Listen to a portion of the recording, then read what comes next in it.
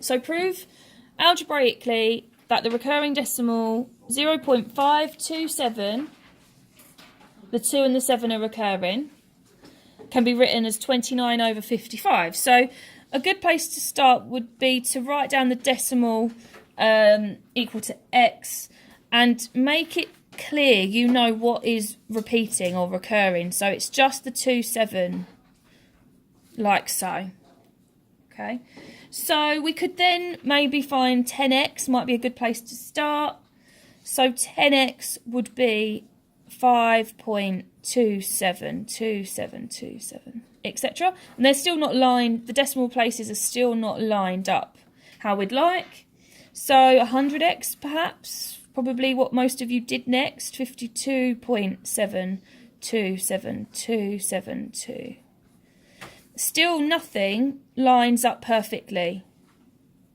So we'll try 1,000 next. So 1,000 would be 527.2727272. So at this point I can see that my 10x and 1,000x line up. The decimals line up for 10x and 1,000x.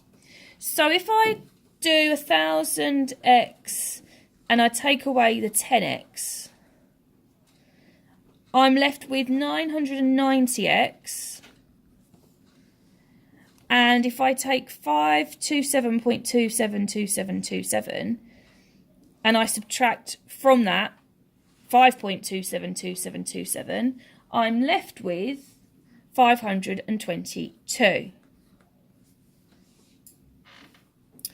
We're getting somewhere. We need to show, don't forget that it can be written as 29 over 55. So let's find x first of all. If we divide both sides by 990,